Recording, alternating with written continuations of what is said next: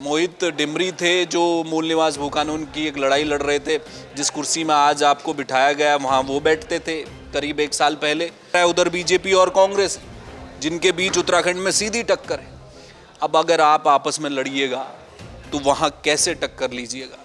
उत्तराखंड क्रांति दल चूंकि पुराना दल है, इसमें कोई दो राय नहीं है। पुराने वक्त से वो लोग काम कर रहे हैं, चुनाव भी लड़ चुके हैं, उनके विधायक रह चुके हैं, वो मंत्री रह चुके हैं, सत्ता भी भोग चुके हैं। एक मूल निवास भू कानून का जो आंदोलन चल रहा था वो ध्वस्त हुआ, आपकी कार्यकारिणी ध्वस्त हो गई पहले कुछ दिनों पहले। अब तो आप दोबारा रूप ले रहे हैं, वो बात अलग है। तो ये क्या क्षेत्रीय दलों को कोई निगलना चाह रहा है? अगर निगलना चाह रहा है तो कौन है वो साथी जो कल तक आपके साथ जीने मरने की कसमें खा रहे थे, वो आज अपना रास्ता अलग कर ले रहे हैं। अभी भी वो एक जो फिल्म चला रहे थे बॉबी पवार, उसमें वो कह रहे थे कि कल कुछ भी हो सकता है।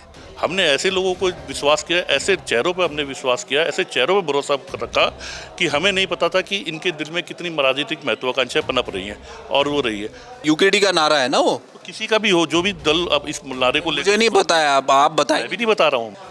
अगर ऐसी स्थिति आती है तो क्या आप कांग्रेस की तरफ जाएंगे, कांग्रेस से बातचीत करेंगे? काशी सिंह ऐरी कह रहे हैं हम बात करने को तैयार हैं। आप लोगों का क्या मत है, आप क्या करेंगे? ये समय आने पर फैसला लेंगे।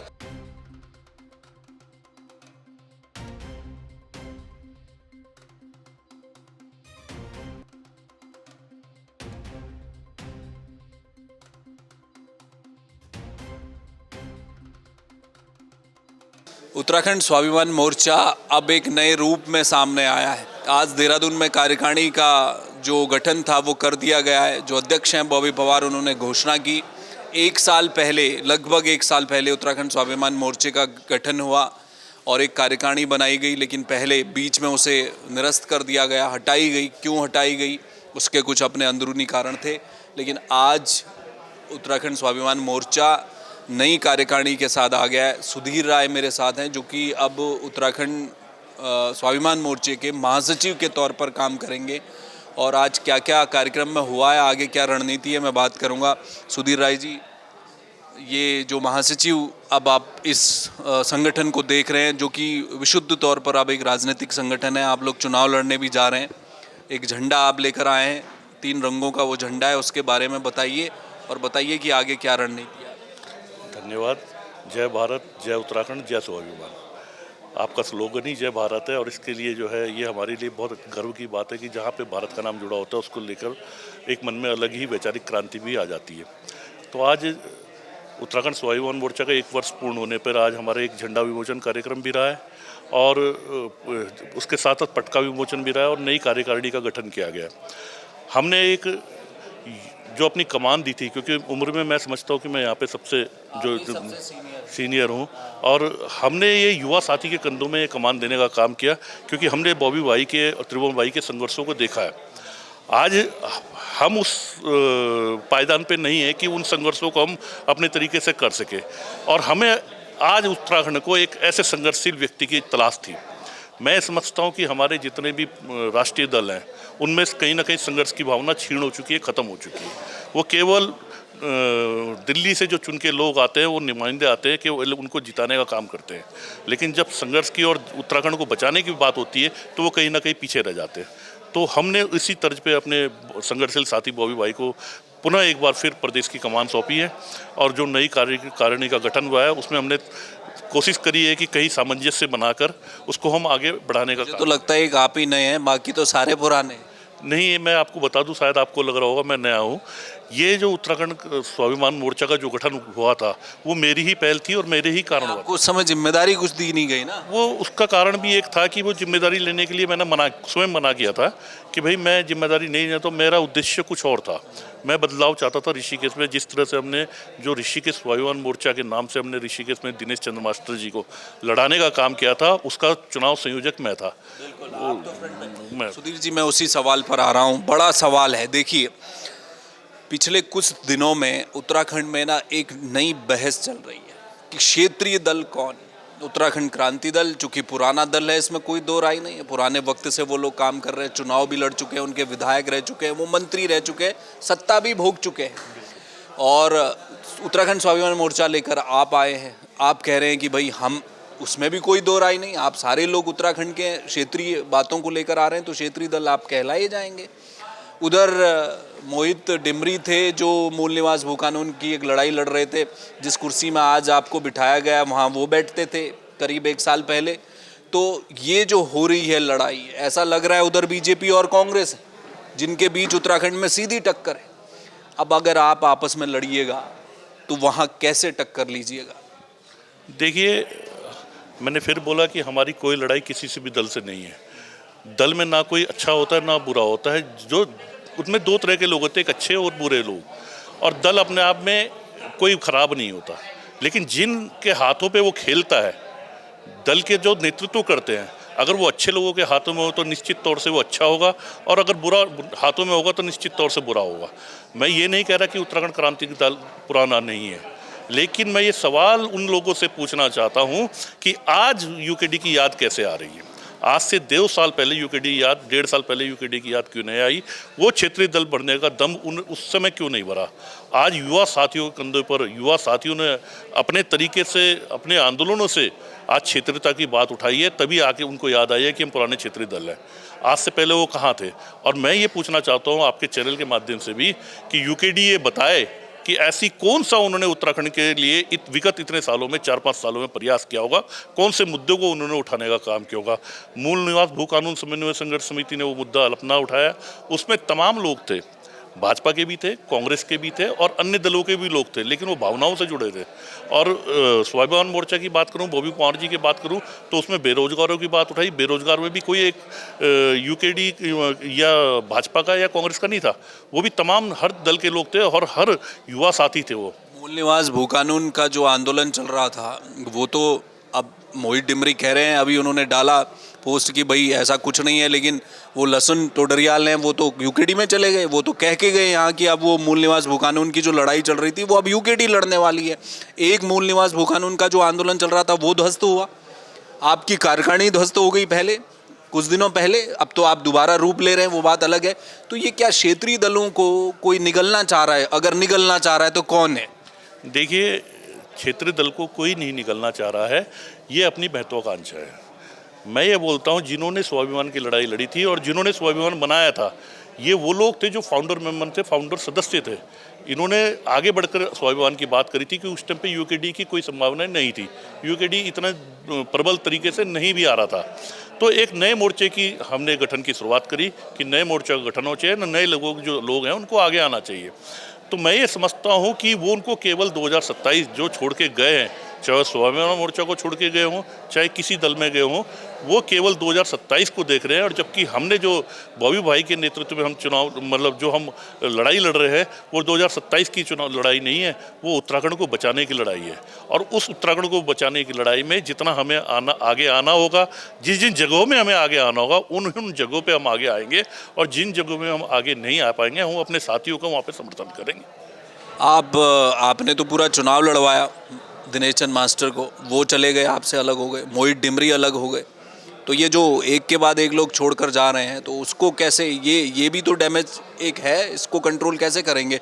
वो साथी जो कल तक आपके साथ जीने मरने की कसमें खा रहे थे, वो आज अपना रास्ता अलग कर ले रहे हैं।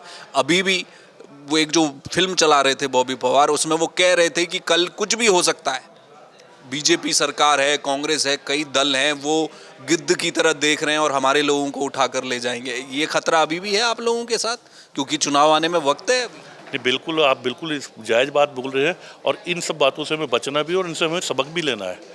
जो मैं कहता हूँ, चुनाव में क्या होता है, कोई हारता और जीतता नहीं है, या तो जीतता है या सीखता है। अगर हारता है, हारने वाला भी सीखता है। तो ये जो उठापटक हुई है, इससे हमने सीख ली है। हमने ऐसे लोगों को विश्वास किया, ऐसे चेहरों पे हमने विश्वास किया, ऐसे चेहरों पे भरोसा रखा कि हमें नहीं पता था कि इनके दिल में कितनी राजनीतिक महत्वाकांक्षाएं पनप रही हैं, और वो रही है। मैं आपसे भी एक बात और पूछना चाहता हूँ कि क्या जय पहाड़ी के नारे से क्या हम तीसरा फ्रंट बन सकते हैं? हमें तीसरा फ्रंट बनने के लिए पूरे उत्तराखंड की बात करनी होगी। जब तक हम पूरे उत्तराखंड की बात नहीं करेंगे, तब तक हम थर्ड फ्रंट नहीं बन सकते। और पूरा उत्तराखंड में जय पहाड़ी, जय उत्तराखंडी, जय मदानी नारे को लेकर हमें साथ चलना पड़ेगा, तब हम थर्ड फ्रंट की बात कर सकते हैं। नहीं तो ये जय पहाड़ी का नारा दीवा सपने बन जाएगा। और जिन जय पहाड़ी के नारे पे हम सोच रहे हैं कि हम पहाड़ में अपनी राजनीतिक रोटियां सेक लेंगे, लेकिन वहाँ भी हम भूल जाते हैं कि जो अन्य दलों के यूकेडी का नारा है ना वो, किसी का भी हो, जो भी दल अब इस नारे को लेकर, मुझे नहीं पता है, अब आप बताएं। मैं भी नहीं बता रहा हूँ, मैं ये बोल रहा हूँ जो इस बात को लेकर आगे बढ़ने का प्रयास कर रहे हैं, जय पहाड़ जय पहाड़ी को लेकर, मैं ये सोचता हूँ कि अगर उन्होंने थर्ड फ्रंट बनना है तो जय उत्तराखंडी और जय मैदानी को भी साथ में लाना होगा, तभी हम थर्ड फ्रंट की बात कर सकते हैं, नहीं तो हम थर्ड फ्रंट की बात नहीं कर सकते। काशी सिंह ऐरी का कल बयान आया है, उन्होंने कहा है कि भाई हम गठबंधन के लिए तैयार हैं, उसमें कोई दिक्कत नहीं है। अब मेरा आपसे एक सवाल है, कांग्रेस है, आप लोग, कांग्रेस है, स्वाभिमान मोर्चा आपका हो गया, उत्तराखंड क्रांति दल हो गया, और भी जो दल है जो चुनाव भी लड़ते आ रहे हैं, उन सब के लिए सामने अगर कोई एक दुश्मन दिख रहा है तो वो भारतीय जनता पार्टी है, क्योंकि पिछले 10 साल से यहाँ सरकार है, केंद्र में भी है। एक तरह से जो विरोधी के तौर पर सब लोग बीजेपी को देखकर चल रहे हैं कि जी हमें सत्ता परिवर्तन करना है। आप लोगों ने तो नारा भी लगाया कि व्यवस्था परिवर्तन कर देनी है। अगर ऐसी स्थिति आती है तो क्या आप कांग्रेस की तरफ जाएंगे, कांग्रेस से बातचीत करेंगे? काशी सिंह ऐरी कह रहे हैं हम बात करने को तैयार हैं, आप लोगों का क्या मत है, आप क्या करेंगे? ये समय आने पर फैसला लेंगे, या आप लोगों की बात हो चुकी है कि नहीं गठबंधन जरूरी है, क्योंकि अगर हम बीजेपी को हराने जा रहे हैं तो हमें मिलना होगा? देखिए, आज जो सबसे बड़ा संकट है हमारा अगर देश के अंदर और प्रदेश के अंदर है तो वो बीजेपी है, भारतीय जनता पार्टी है। भारतीय जनता पार्टी कहीं भी अपने मानकों पर खरे नहीं उतरी है, और अगर वो एक लोकतांत्रिक तरीके से अगर सत्ता को चलाने का काम करती और लोकतांत्रिक तरीके से देश को चलाने का काम करती तो निश्चित तौर से आज से 5 साल पहले और 10 साल पहले ही सत्ता परिवर्तन हो चुका होता। लेकिन ये सत्ता परिवर्तन जो नहीं हुआ, ये उनके अच्छे काम की वजह से नहीं हुआ। ये जो उन्होंने साध रखा है, हर तंत्र को साधने का काम कर रहे हैं धन बल से और ईवीएम से, ये उसकी देन है। अब हमारे लिए तो सबसे बड़ा अगर दुश्मन आज की डेट में जो बड़ा राक्षस है, वो बड़ा राक्षस भारतीय जनता पार्टी है। और अगर हमको उसको हराना है और उसको बेदखल करना है तो कहीं ना कहीं हमें हर दरवाज़ा भलाई बंद कर दे, लेकिन खिड़की हमें खुली रखनी पड़ेगी। और मेरा अगर राय है, मेरा अपना मानना है, तो कहीं ना कहीं अगर गठबंधन की हमें ज़रूरत पड़ती है तो हमें गठबंधन में जाना चाहिए, और तभी हम उस जो दैत्य रूपी राक्षस जो यहाँ पर भाजपा के नाम से यहाँ बैठा हुआ है उसको हम तभी बाहर कर सकते हैं जब हम तब एक मिलके और एक सोच के साथ अगर हम चुनाव लड़ेंगे तो उसको बाहर करने में कोई बड़ी बात नहीं कि इस बार हम उसे बाहर कर दें। बहुत शुक्रिया, धन्यवाद। तो ये थे सुधीर राय, महासचिव का पद संभाल रहे हैं उत्तराखंड स्वाभिमान मोर्चे में। देखिए, अंदर खाने बात चल रही है उत्तराखंड में, इलेक्शन का वक्त आ गया है। अभी कल उत्तराखंड सरकार में 5 नए मंत्री बनाए गए हैं। कोई कोर कसर नहीं छोड़ना चाहता चुनाव से पहले, हर राजनीतिक दल अपनी जोर आजमाइश कर लेना चाहता है और उसके बाद चुनाव में जाने की नौबत आएगी। उत्तराखंड स्वाभिमान मोर्चा, बॉबी पवार, एक ऐसा नाम जो बेरोजगारों के संघर्ष से बाहर निकला और उन सब ने मिलकर, चाहे तुरिवन हो या फिर और भी तमाम नाम हैं या सुधीर राय हैं, ये सब लोगों ने मिलकर एक शुरुआत की थी। लेकिन जैसा कि पहले आशंका थी, बीच में फिर खलल वाली स्थिति आई है, कई लोग साथी इनके छोड़ कर गए और आज कई लोग नए आए भी हैं। तो जितनी संख्या में लोग आ रहे हैं, क्या आने वाले समय में चुनाव में ये ताकत पूरी झोंक पाएंगे? तब तक गठबंधन के नाम पर एक जो राय बनती दिख रही है वो यूकेडी एकदम से, जो खूंटा गाड़ के अध्यक्ष ने बयान दे दिया था कि हम 70 सीटों में अकेले चुनाव लड़ेंगे, लेकिन काशी सिंह ऐरी आकर बोल गए कि हम गठबंधन करेंगे। स्वाभिमान मोर्चा कहता है कि हमने रास्ता खोल रखा है, दरवाज़ा खुला है, गठबंधन करेंगे अगर जो हमारे मुद्दों पर लड़ाई लड़ेगा। तो कांग्रेस भी भीतर खाने, हरीश रावत ये कहते रहे, हरीश रावत तो पक्षधर रहे गठबंधन के, बीजेपी के खिलाफ कुछ भी गठबंधन करना हो हम करने को तैयार हैं, इन्होंने पिछले चुनाव में हरीश रावत ने किया था। तो एक स्थिति अब ऐसी बनती नजर आ रही है, 2-4 महीने में आपको नजर आएगा कि जितने भी दल हैं, क्षेत्रीय दल हैं, विपक्षी दल हैं, वो क्या एक मेज पर बैठकर हाथ मिला लेंगे और उसके बाद बीजेपी से लड़ाई मैदान पर होगी, ये वक्त बताएगा। कैमरामैन मयूर उपाध्याय के साथ हेमवर्ट, जय भारत टीवी।